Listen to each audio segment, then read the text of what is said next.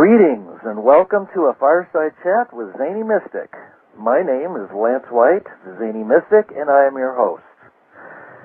I'm absolutely delighted to have Petra as my guest, who is best known as Magenta Pixie. Magenta Pixie channels a collective energy who present as 9 white-winged beings. She has been receiving this information since 1993, but has now been told to release it to other like-minded souls and to those known as Lightworkers. They say, united we stand, divided we fall, and that it is time for the Lightworkers, the mediums, the researchers, the scientists, and all those with differing perspectives on the 2012 Earth changes to come together as a collective force and bring forward their knowledge in whatever way it may be. Her messages are unique in that they are crafted with elegant graphics and music on YouTube. The loving and wise energies of the white-winged collective consciousness of 9 enfold and inform. You can find her body of work by going to YouTube and typing in Magenta Pixie. So let's welcome her to the show now. Hi, Petra. How are you? Hello, Zany. I'm fine, thank you. Well, first, you're in the UK, so I want to thank you for being on the show and just tell you how much I appreciate and love your amazing body of work. Thank you so much. It's a real honor for you to ask me. And you have such a beautiful voice. It's perfect for channeling and for speaking in public. Well, I think you have a beautiful voice. I absolutely love the American accent. I think it's lovely. Oh, well, thank you so terribly much. I love the English accent, so it's a mutual love affair. Yeah, I do have quite a few American subscribers of my YouTube channel, and I do have quite a few tell me they like my English accent, and I simply love the American accent. I guess it's because it's different. I guess. I don't know. There's just something quite charming about the way that the way that you speak. I've always loved the English accent, going back to David Niven and some of the wonderful British actors and comedians that have, come down throughout the last 20, 30 years. Terry Thomas. Well, I'm not familiar with Terry Thomas. I know David Niven. But there are so many different types of English accents, just like in America, and I think mine is quite average, really. Oh, okay. Well, we don't think so over here in America, so we'll just stay with special. Lovely, thank you. I'm going to start with a simple question. How did you select the name Magenta Pixie? And I guess your real name or handle is Magenta Pixie 2012. That's right. Well, Pixie, I have always written stories ever since I was little, and they're mostly fairy stories about fairies and pixies and fantasy. So Pixie is very close to my heart because I love fairies and pixies. Magenta, now that came from, I was watching a beautiful video on YouTube by the channel George Cabasilas, and I thought his work was just amazing, and I resonated with it, and a lot of things he was saying I picked up similar from the 9. And he started to talk about all the different colours that he saw. Mm-hmm. And one of the colours he was talking about in the, God force, source energy, was this lovely pink, magenta. Mm. And it stuck with me. The next day I went out for lunch, and while I was having lunch, which I often do, I'll have a conversation with the person I'm having lunch with, and I'm having a conversation with the 9 at the same time. And I asked them if about these colours that George Cabasilas had spoken about, and I said, "Can you show me the colour of God?" And I closed my eyes, and I saw this magenta. It was kind of like a tunnel with all this lovely, like electrical lights coming out of the side, but it was this exact magenta colour that George Cabasilas had spoken of. And I think it was a few days later that I had decided to release my first video, And I had no idea my videos would be as well received as they have been. And I just picked the first thing that came out of my head, and as Magenta had been in my head for the last few days, and I liked Pixie, I just kind of threw the words together, really. I guess it was just destiny. And 2012, because that was the focus of a lot of the talk I was getting from the Nine about the Ascension and the date 2012 and how that's significant, so I popped that in as well. So there you go, Magenta Pixie 2012.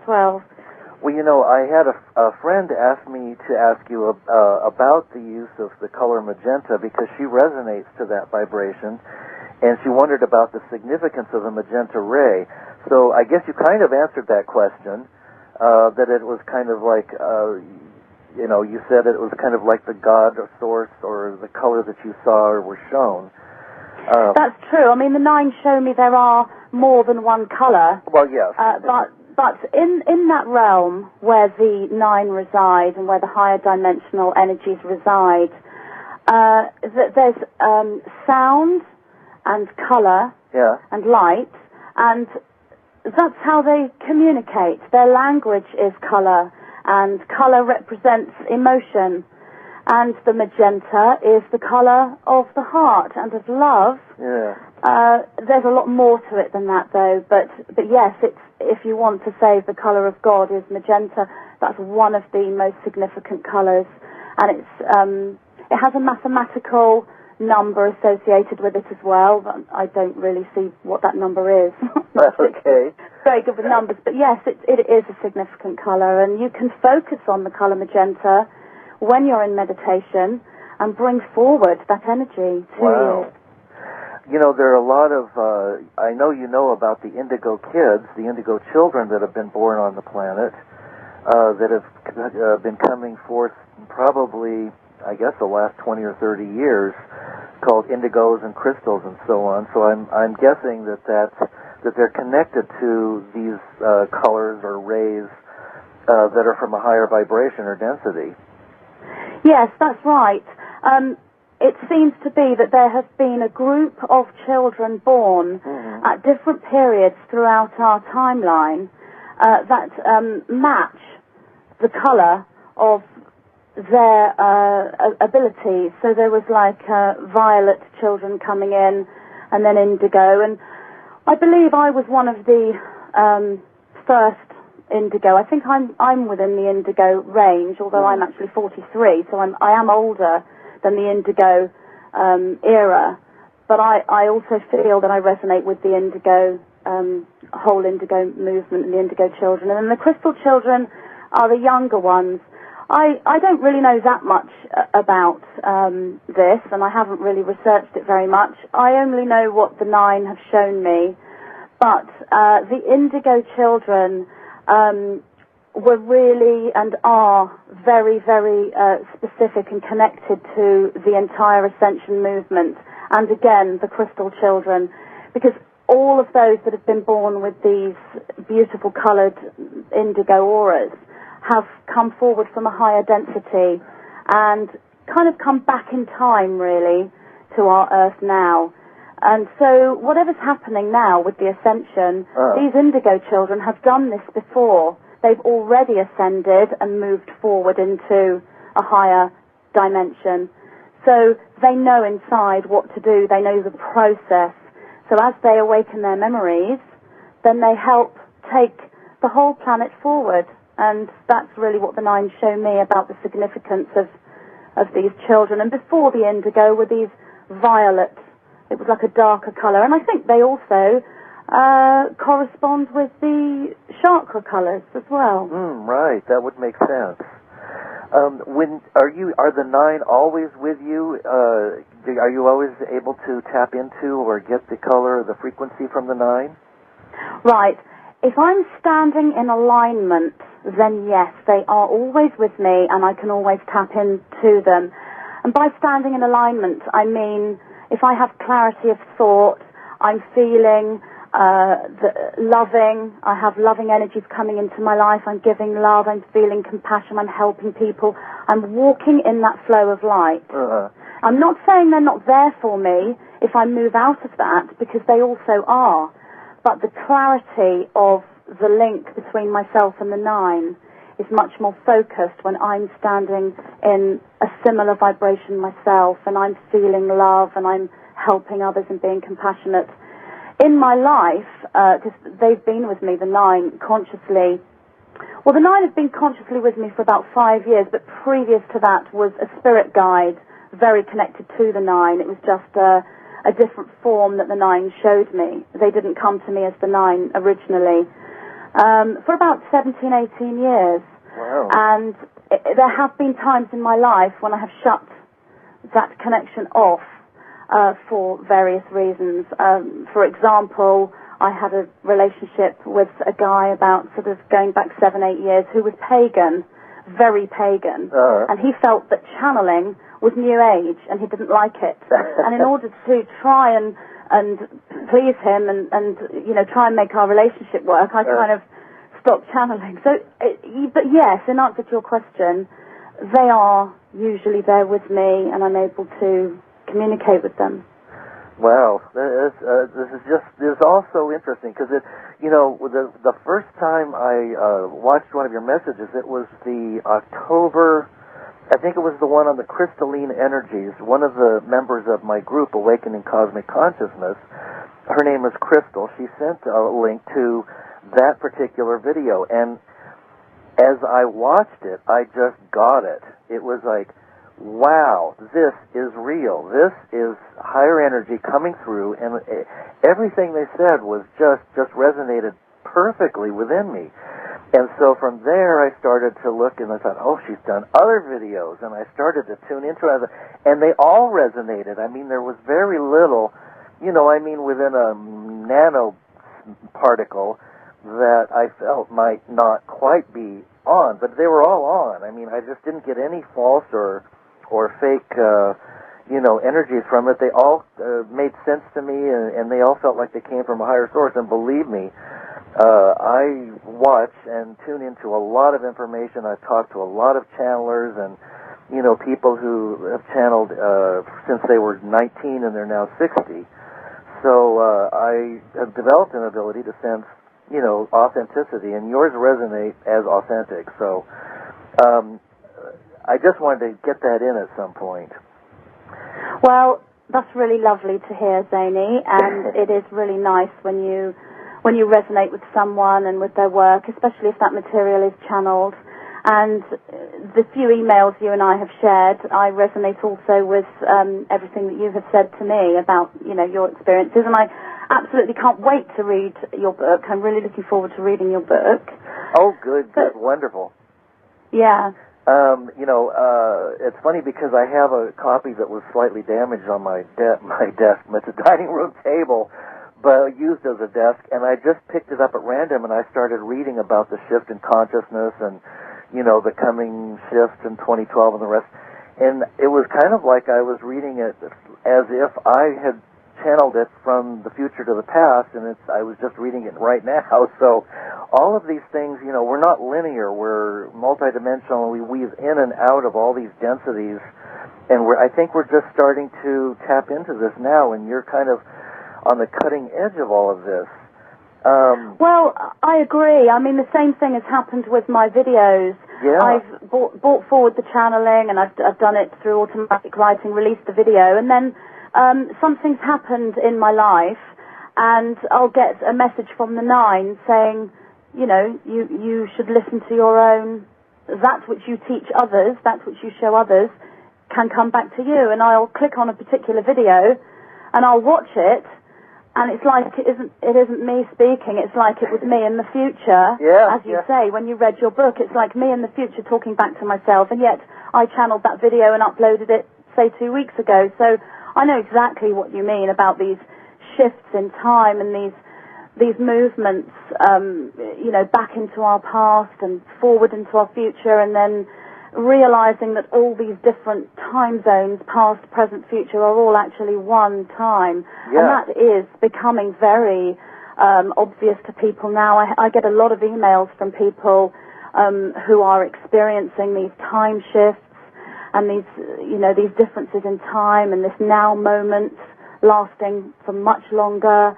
There's a lot of people out there now having the most extraordinary experiences, and I'm very lucky to be able to hear from all of them. I get so many very interesting emails from people who are experiencing the most remarkable things. Really? It's lovely. Do you want to share, can you share some of that with us? I mean, without mentioning names. What are some of Absolutely. I would never mention a name personally, but of course, yes, I can. I mean, one person has been seeing like wormholes open up next to him with objects coming out of the wormhole that is sometimes he doesn't understand what these objects are. Other times they'll be meaningful to him. Someone else is seeing hieroglyphics on the walls and on the ceiling when he goes to bed at night. Wow. Another person's been writing to me seeing this big black square on the wall with kind of an energy coming out of it talking to him. And another friend of mine who is, she's a subscriber, but I have become friends with her and we exchange regular emails. She doesn't have any memories of being taken up to a light ship or being taken away by extraterrestrials or anything, but she gets the feeling when she wakes up that that's happened. She doesn't have the memories, but she gets the feeling. And this has been happening for a few days, a couple of weeks, and the other day she pulled her covers back and she found a small, shiny metal object in her bed that she's never seen before. It doesn't belong to anyone in the family. It's completely strange. It's not really jewelry. It's got strange markings on it. She's actually going to send me a photograph so I can take a look, but it's appeared from nowhere. Wow. And these are I'm just picking these examples out of perhaps the ones that stick in my mind the most, but these experiences are being shared by many. And I can't always answer all my emails to people, and I really apologize to anyone who's out there listening that I haven't replied to. I really wish I had enough hours in the day to reply to every email I get, because I really feel very connected to, well, I can't say I'm connected to everyone who writes to me. I have had the odd email that has been rather negative and I've had to delete it, but the majority of emails I get, I feel very connected to everyone who writes to me. It's like they're all my friends. Yeah, it's almost like there's a reunion going on, isn't it? That's exactly what it's like. And the 9 confirm. That is what's happening. This is a reunion. This is definitely a reunion. We're all family. Yeah. We all know each other. Absolutely. And we've been taking these paths in a solitary way. I mean, some of us have been lucky enough to perhaps have the odd 1 or 2 members of our soul group with us in our lives, and I've been lucky enough to have my brother and my father with me, and I believe they're both members of my soul group, and they've been with me all my life. But what I mean is we haven't really been surrounded by lots and lots of like-minded people, and we have walked forward with our beliefs and possibly come across as crazy, and all of a sudden we are being reunited with our soul families, and it's lovely. It's wonderful. Yeah, and it feels exponential because, like you said, for decades, we've walked our path, and mine has included a lot of very dark nights of the soul, and you'll read that in my book, Tales of a Zany Mystic, for those who want to see it on Amazon.com. But I talk about all this, and I talk about my drug experiences and what has led me to here, and now it feels like it's just exponential. I've been doing the radio show for several years and talking to some just wonderful people, just all on the cutting edge of various aspects of the awakening process. And you mentioned the Ascension in 2012. I feel like it's all kind of leading to a singularity or a point where something will shift. Is that what the 9 are telling us? Yes, exactly. It is definitely leading to a point or a singularity. And they're telling me that is really what is happening. That isn't just a metaphoric feeling, although it is metaphoric, it is really happening. And I believe there are many scientists or astrologers talking about this move back to the galactic center, the center of the Milky Way. Yeah. That didn't come from the 9. I just researched that, but it backs up what the 9 says. But how they explained things to me, and this was very bizarre how this happened. I was actually lying in bed. I couldn't sleep. It was very early in the morning. It was about 4:30, 5 o'clock in the morning. And I woke up, and there was just like this energy of words sitting there in my head. And this isn't always how channeling comes to me. This is quite rare. Channeling normally comes to me when I link in and ask a question and then they come forward. But this was an entire piece of channeling, an entire channeled material just hanging in my head. And do you know, Zany, I could not go back to sleep. I had to get up and had to release it. If I didn't release it from that place in my head, I just wouldn't have been able to function. And what came through was the video I released that's called Returning to the Core of the Spiral in 2012. And that's where they showed me that we are actually in a spiral going round and round and round and round. And then there's this point. And that point is aligning with the 21st of December 2012.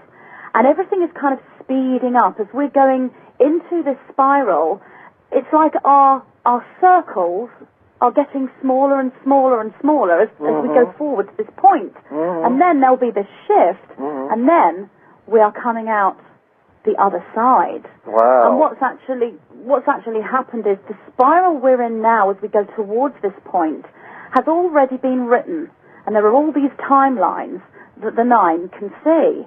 When we shift into coming out the other side, that, again, on a higher level, that has been written, but from our perspective, that's not been written, and the 9 have not seen that. That's all like new territory where we create it with our consciousness. And we merge at the point of reaching this core, we merge with our higher dimensional selves.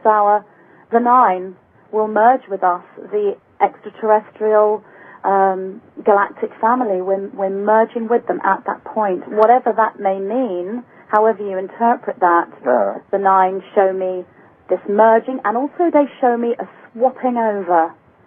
Something will swap. I feel possibly time and space will flip over, or possibly dream time and what we know as awake time will flip, but it's definitely a shift from what we know as 3rd density through 4th into 5th density. That's what they tell me. Wow. I wonder... It's amazing, isn't it?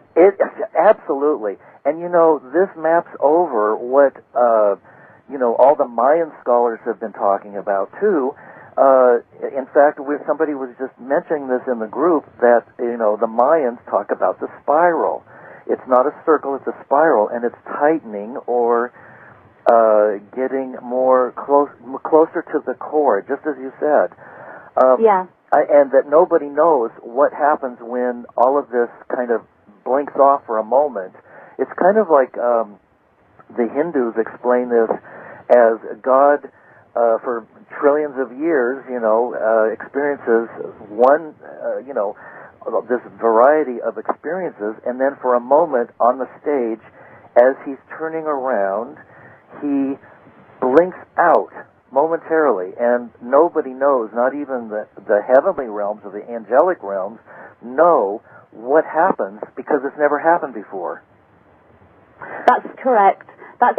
I mean, it is really complicated when you start getting into this higher multidimensional place they show me, and I get to the point sometimes where I simply don't have words to describe what I see. But what they show me is, on the highest level from that of the source, everything has already been decided. Yeah. But going down the frequency somewhat, from our perspective and from the 9's perspective, where they are in 6th density moving into 7th, the timelines are available for the 9 to see. But they can't see the timelines after the shift because that's all yet to be created. Yeah. So although everything has already been created, the One Source has given us the opportunity to create as he does, or she does, or the source does. Right. So this is what's happening to us. We are now able to create just like the one source, because of course we are the one source. We are the one source from a different dimensional perspective. Each and every one of us are the one source. I mean, I haven't really researched the Mayan culture very much. I touched on it lightly, and I saw somebody recently on television speak about the Mayan culture, and the things that he was saying was completely in resonance with that which the Nine has told me. I have to say, I have done research. I do like to research and back up what the Nine tell me. But the majority of the things I've learned have come from my communications with the Nine. Now, you're able to retain all that information when you get the information, don't you? I mean, some channels, they go into a trance and they don't know what they say or what they did or what they wrote, but you're able to hold on to that information and absorb it, if I'm not mistaken. Well, yes and no. Sometimes I will release something in written form, and I don't really remember. I am in a kind of a trance state when I'm doing the deep automatic writing, and sometimes I don't remember exactly what I've written.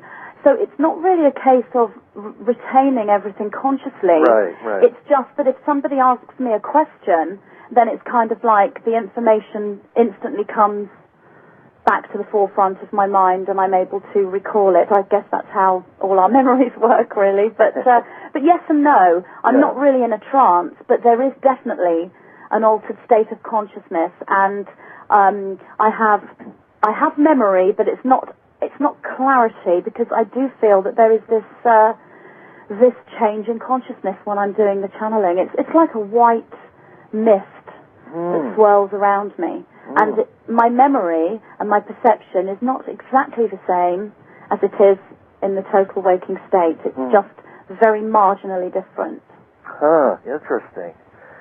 Interesting. Let's see, I'm just going to review some of the things I had jotted down as notes. So the Nine has an elegant sense of humor. Yes, they do. They do, and to be honest, I didn't think that was coming across, because I have to be honest, I have kept a lot of their humor out of my material, because I feel that as I deliver messages, it's quite serious. But the Nine tell me it's not. It's actually not serious, and we all should be laughing and being humorous and having fun about this. But they are very funny. I mean, the Nine will have me laughing so much, but I haven't brought that much humor in. And it was only recently when I introduced fellow channel Zingdad, who released the material that his sources from Adamu, when I saw how much humor he brought into his material, and I thought, well, the Nine are similar, but I kind of don't always bring that forward. All the jokes they make, I think, do people really want to hear all these jokes? So some of the humor with the Nine is kind of subtle, but you've obviously picked that up, and you're the first person to say that. So I'm pleased. Well, I encourage you to allow some of that humor through, because it actually feels like a higher, it's a higher energy humor. It's hard to put your finger on it. But it is hard to put your finger on it, because they are serious as well. But they tell me the universe laughs all the time. And when they laugh, it's kind of like this rumbling feeling, and I can feel this laughter, and they show me the laughter, and I feel it in my chakras. But it's like the whole universe is always laughing, but the universe is feeling every emotion all simultaneously in the different vibrations. One of the funniest things that happened to me was I was with my brother in the very early days of channeling. I'd only been channeling a few weeks, and I lived in this flat with my brother, and he used to ask me all these questions, and he would help me channel, and he would explain to me what the messages were, because he'd done research and I hadn't. And once we had hardly any food in the house, and we were trying to work out what to have for dinner. And then my guide at the time, which wasn't the Nine, it was the same guide but in different form, channeled me this cook.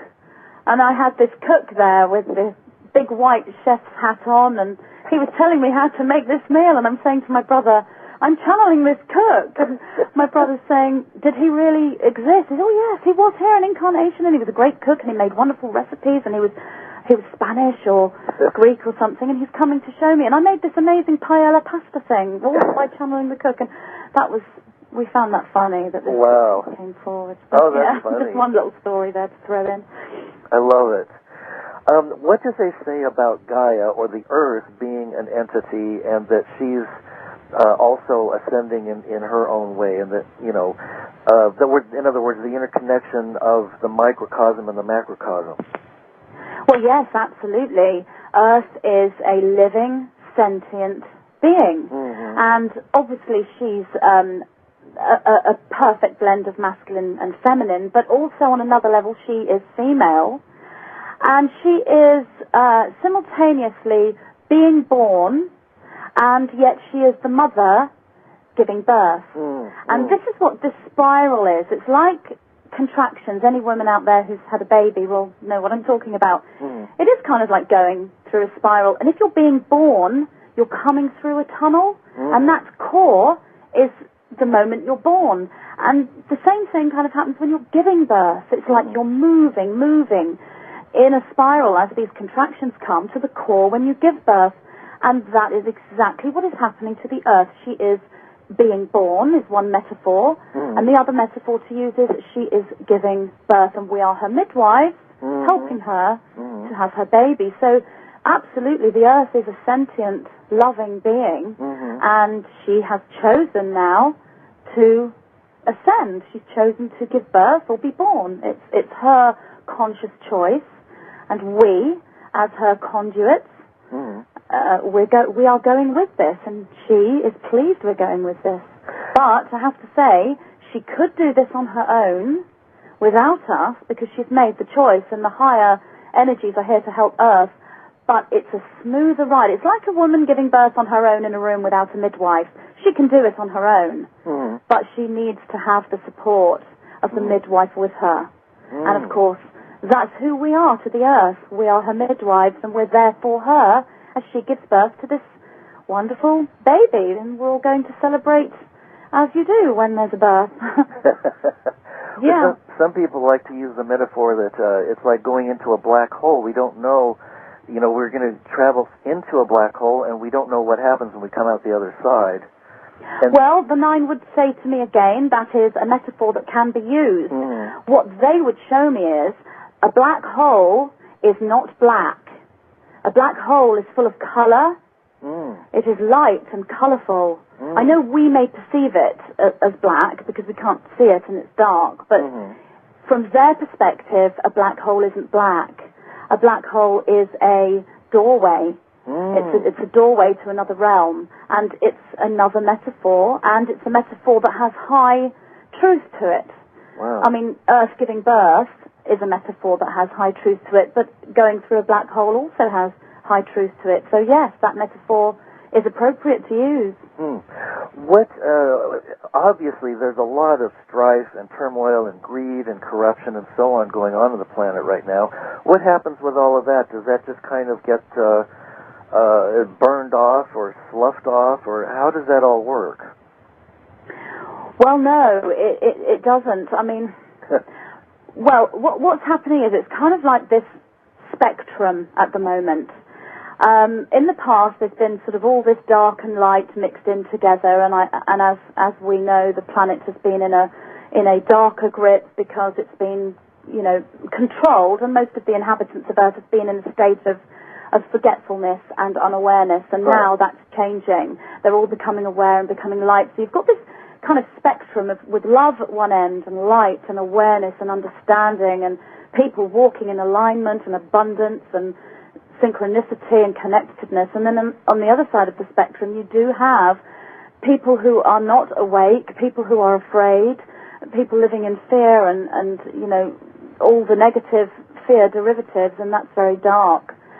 So you've got these two kind of feelings. It's a spectrum. They're both the same thing, love and fear, but they are opposing of one another. And this gap between the love and the light and the dark and the fear is actually getting wider at the moment. Now, what actually happens is, And this is really difficult to explain. It's kind of like there's two 2012. There's two cores, and you can choose which one you go with. There'll be one Earth that moves forward into a balanced alignment. It's not like a duality or a polarity between choosing between the light and the dark, but a lot of people get confused with that. Each of these vibrations are balanced as a whole. So there's one Earth that's kind of going forward in balance, but in love and compassion, and everybody is networking together, and everyone who will stay on that Earth will be in the fifth dimension, because the love that they carry and the light that they carry attracts the higher dimension. The higher dimension is in synchronistic alignment with the love and the light. Now, over on the other side, what will happen here is those who consciously choose, and it is a conscious choice, to stay with a dark, fear-based feeling, and they live this darkness, these people will attract continue to attract a third density type experience. So there is an Earth for them, and they will go forward to a core, and there will be a change, but it's not an ascension experience. It will, and I think the metaphor of being moved to another third density environment similar to Earth, that's the metaphor to use. The Earth that we know it has chosen to go into the light. So those that go with her are going with the Earth and moving into the fifth density, and that is the new Earth. And she's going with it now. I mean, this isn't something that's happening in the future. This is happening now, today, and we are like in it. But over on the other side, those people are also moving to a new place, but it attracts, you know, the density that they will stay in, they are attracting by their consciousness. And this is why it's so important now to choose your polarity. Are you going to polarize positive and be a service to others being, or are you going to move into a situation where you don't have enough light, so therefore you are either unpolarized or you polarize consciously as a service to self-being, who is of the negative frequency. So, you know, we make our choice now. Do we want to go with love, or do we want to go with fear? And we will attract that to us that we feel and that we put out. That's what's happening on both these frequencies. We're attracting to us now more than ever that which we've always known as the law of attraction. That exact philosophy is now working now in a much closer way than it ever has before. I mean, you can literally have a thought and it will manifest very, very quickly. And so it's very important now to be aware of what your thoughts are and make sure they're always in alignment with what the planet and the universe want. And that is the love vibration, and that's the polarization of the 9. They are a service to others, collective, and I hope, polarized as a service to others, human. And well, that's where I'm going anyway. I'm going on to the well, level. yes. I've made my mind up. Yes, I think I've made that choice already, and it seems that that's a choice that we made at the beginning of our incarnations, or outside of time and space, that has already been the choice, and we're just now manifesting the choice that we already made. Exactly, especially as we go back again to the indigo children, the crystal children, those from the higher vibration. They already made that choice because they've already polarized positive. They are already a service to others being. And what happens is when they are incarnated here, they tend to forget. And some of them have been kept awake and they've never forgotten. Others have been in a situation where they forget sometimes and then they remember again, and then they forget and remember again. But then you do have another group of people who have not come from the higher density, so they are here to make their choice of polarization for the first time, although that again is a metaphor, but it's truth as well. So the way I kind of am visualizing this is that we're all on the same boat, so to speak, but that at a certain point, it will split up into two different routes that are not going to be in the same place. In other words, once there's a shift point, some will end up in the fifth density, traveling through the fourth to the fifth, and those who choose the third will go in that direction and will be in another cycle of third density, whereas we will be in a higher light love density, and once that happens, there's no going back. That's exactly correct. That's exactly correct. Although, always to bear in mind that these dimensions and densities exist in the same place, and this split and shift into two ways is again a metaphor, because it's all about vibration. But yes, but when you say there's no going back, well, that's true. There is no going back, but all those that move into the third density experience, this new third density experience, will be given the chance to do this again. You know, everything moves upwards in frequency and goes to its ascension point. So they will get this chance again. But we are very lucky now in the year 2008 because we're coming up to this point. And from a higher level, this point occurs all the time. But from our perspective as humans, this is the first time this has happened on our planet. So it's great to be here. It is kind of fun. That's kind of like the forgetting game. You know, we intended to forget so we could have all the fun of rediscovering how exciting it is to go through this. Exactly. And we planned that for ourselves. The mind tell me that all the time. Whenever I might say something like, oh, why are you doing this? Or why, they say, well, you designed this. You are the game designers yourself. You designed this for yourself, and you're playing out your own game. That's why you can't blame anyone else if you have a problem in your life. It always comes from you. Always comes from you on whatever level. We are the designers of our life. Absolutely.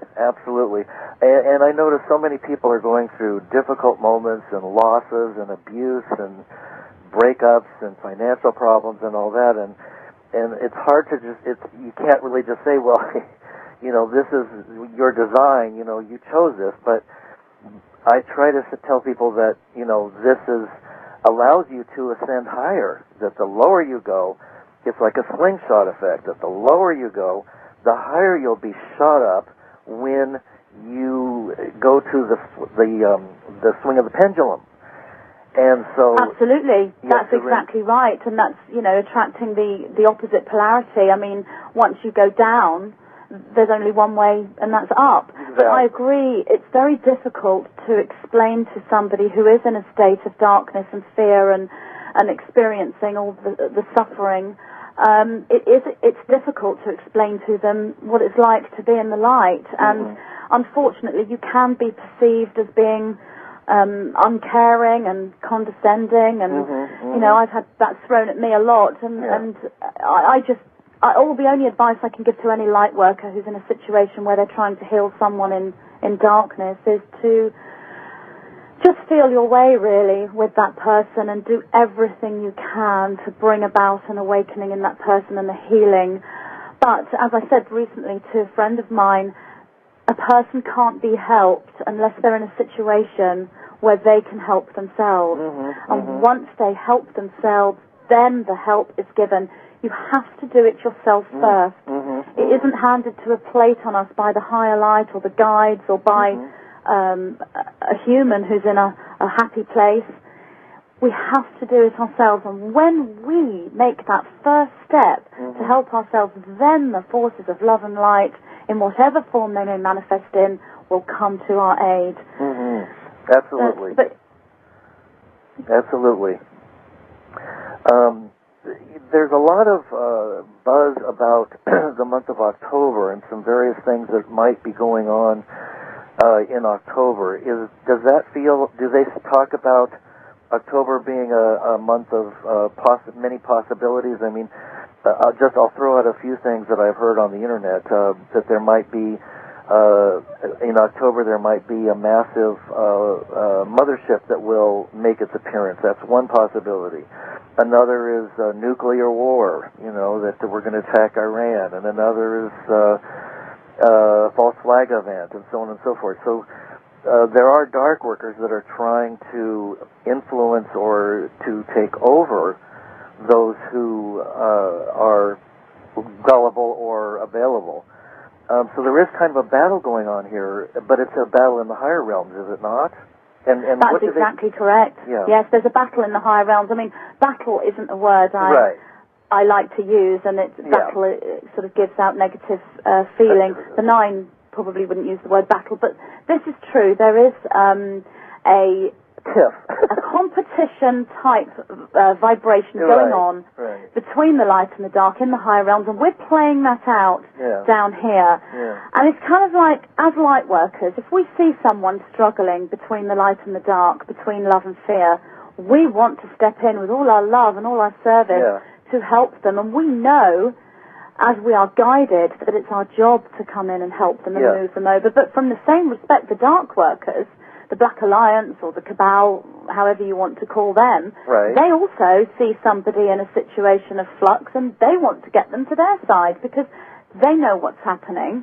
They don't want to see this planet move into a state of ascension, because when that happens, they lose the control. And this isn't just humans, this is those of an extraterrestrial vibration as well that are of the lower frequencies. They don't want to lose what they have had with this planet, and many of them can't conceive of losing that. Of course, there are those who know that the light is very strong now, and what I'm shown by the Nine is a timeline where this succeeds. It absolutely succeeds, and we are in that timeline. I mean, this is going to succeed. We are going to ascend, and it's happening now. It's happening now. It's not something in the future, as I've said. But yes, there is definitely this competition type feeling between light and dark. About these timelines, about October, I mean, what the Nine tell me is there's lots of things happening at the same time, and this is kind of happening for a reason. You've got this October 14th prediction of a light ship coming. You've got the Hadron Collider situation where that was turned on, and now that's no longer on, and it, may be turned on again. And you have this potential nuclear war that you mentioned. Now, the nuclear war, when you mentioned that, the timeline where that occurs is absolutely nowhere near our reality. Oh, good. And those going with love and light are so far removed from nuclear war. It's no nuclear war to those in the love light vibration is just as unlikely as a green spaceship landing in your garden tomorrow and a pink elephant getting out saying, "Hello, I'm your mother." I mean, that just, the nuclear war is just as unlikely as that. It's so far removed from us. Wonderful. Good. You mentioned Iran. Now, there is a feeling of darkness and unrest around that country, around that area. So that is kind of in our timeline. I'm not saying I see nuclear war or world war, but there may possibly be a pocket of some kind of negative cleansing going on around Iran. But again, the light workers can prevent this, for all timelines can be shifted. So if the light workers are aware that there might be potential war or unrest in Iran or any other area, they can put their love there and their light in meditation. That's what the light workers do. That's why they are light workers. And they can prevent those timelines. We can create our reality not just as individuals, but globally. And that is what we are doing. There are groups of light workers and way showers everywhere who are aware of this, and this is what they do. And those are the people that are shaping this wonderful future for us. Yes, all kinds of global meditations and global movements for peace and this and that and the other thing. It is it's wonderful to feel it growing exponentially, finally. Absolutely, I completely agree with you. Now, it is wonderful to feel it finally growing and coming together. And it was predicted for all of us. I think every one of us standing in the light were told in our own way and shown the future. And it's here. It's here now, and it's wonderful. For those in that love light vibration going with the planet, we are all experiencing the most wonderful abundance at the moment in our lives. And I don't mean necessarily financial. I mean universal abundance in every form. And this networking with all our soul brothers and sisters. even though on the material plane, it appears that there's a global financial collapse that's being brought about due to the greed and corruption that's been going on. And that may continue to unfold, as it will. Well, yes, the nines show me there that what the situation is with finances is everything is ascending and everything is moving to its like vibration. So if you have a financial structure that was originally built on corruption and contains corruption within its system, it is not vibrating with the planet Earth. Therefore, it can't sustain. It won't withstand these new frequencies. Therefore, the financial structures built on corruption will collapse, and they must collapse. And this shouldn't be something to be feared, because what will come out of it is so positive. And unfortunately, sometimes things have to break down before they can be rebuilt in their new, much, much more positive form. But saying with the same thing, all financial systems and structures that were built with honesty and fairness and integrity, they will withstand and they will flourish. So if you are in some way involved in business of any kind, have a look at your business. Have you used corruption and, shady dealing? If you have, then, well, I can't guarantee that your business will thrive. That's but right. if your business is built on integrity and honesty and trust and love, it will be fine. Even if it might not seem that way, it will be fine. Everything is moving towards its light vibration. And also, it's never too late to make the shift from, say, service to self to service to others, meaning from focusing on greed and corruption and selfishness to actually thinking about others and working from a point of reference that you're in business to assist and to support other people. Absolutely right. It's never too late to move over to the light.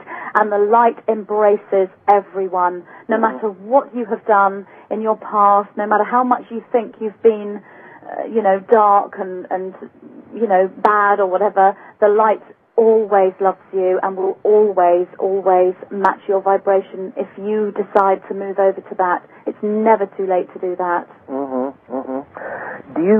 We talk about a choice between, the love and light and the lower densities. I'm kind of wondering, how will that occur for people? In other words, the majority of people seem to be asleep, at least at the level that we see with our senses. Will each person, each soul, be clear about what their choices are? Will they be presented with, you can go in this direction or you can go in that direction, or is it different than that? Am I being too mechanical? Those that embark on a journey of discovery, which involves going within and involves research, will be presented with a clear choice. But there are those that choose not to necessarily embark on a journey of research. Even so, things will come to them. Anyone vibrating within the light will have some kind of choice come to them, even if it's in dreams or knowing. But then there are people who may not make a conscious choice in the way we see it, but if they're good people and honest people and they care for others, they will be moving into the light automatically. Well, I have a friend who isn't particularly taking a spiritual path at all, but she's a good, kind, loving person, and she knows something's happening. Pixie, we're running out of time, so I just... Oh, what a shame! It went so fast. Can't we have a bit longer? It sure doesn't. We went fast as a lightning bolt. I'd love to have you I can't believe that's been an hour. I know. I just got the message that we have to close up. So will you come back on the show again and share some more? Because we could talk for hours. Oh, Zany, I'd love to. Thank you. Wonderful. I'd love to. And I can't thank you enough. This has been one of the best shows I've had yet.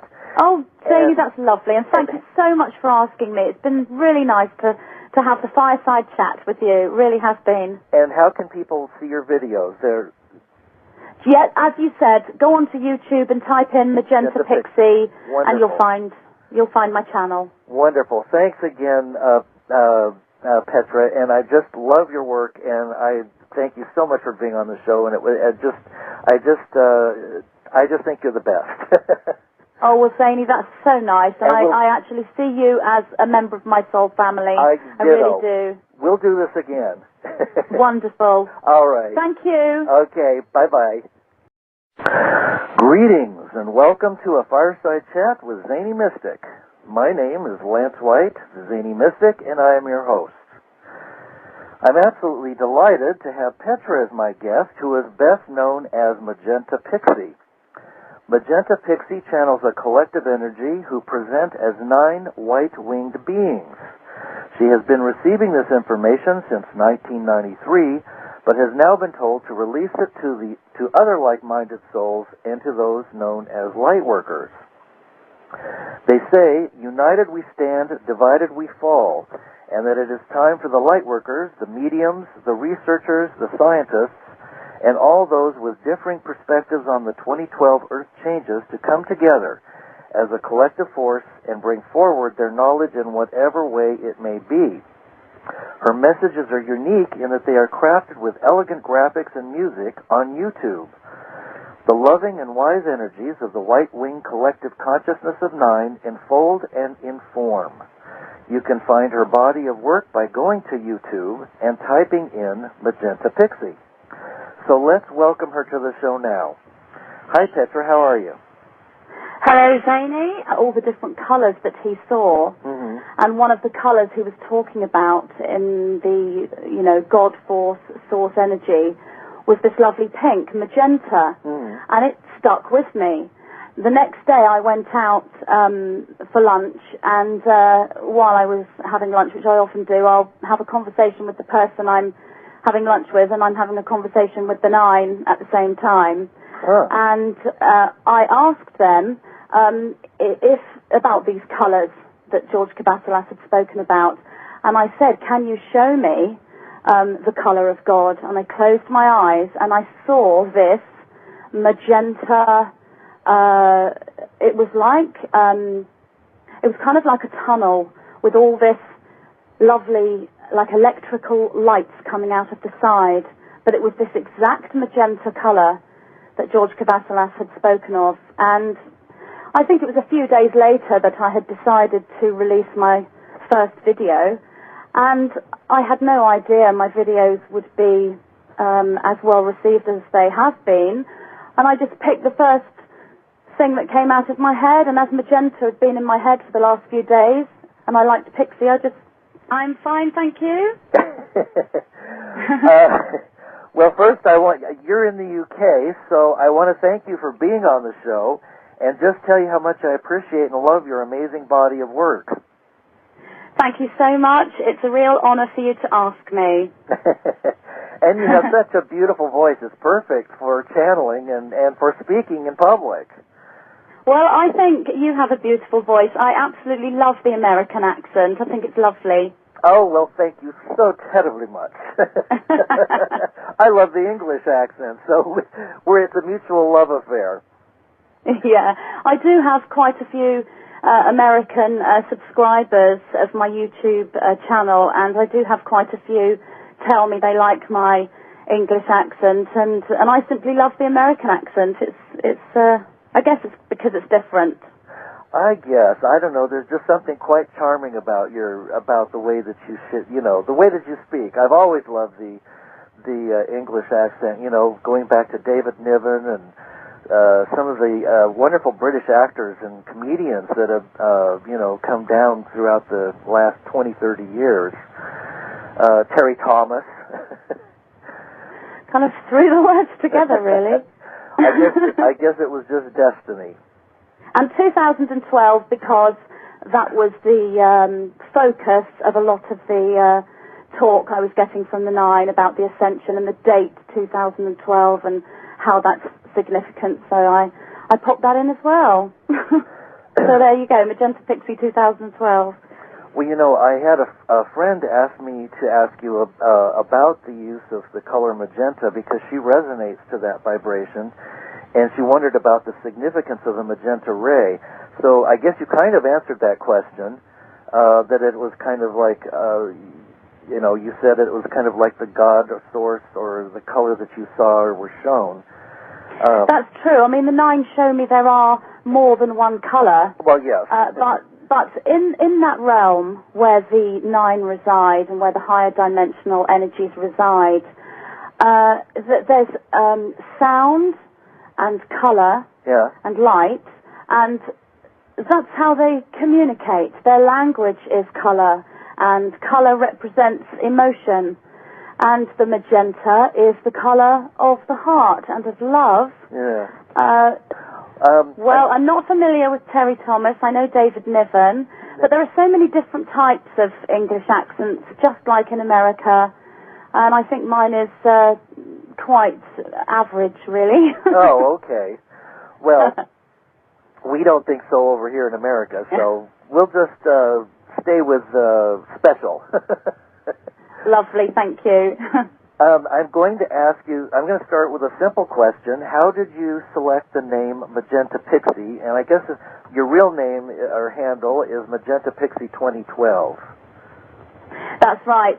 Well, Pixie, I have always written stories ever since I was little, and they're mostly fairy stories about fairies and pixies and fantasy.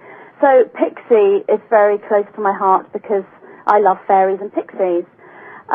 Magenta, now that came from, I was watching a beautiful video on YouTube by the channel George Cabasilas, and I thought his work was just amazing, and I resonated with it, and a lot of things he was saying I picked up similar from the 9. And he started to talk about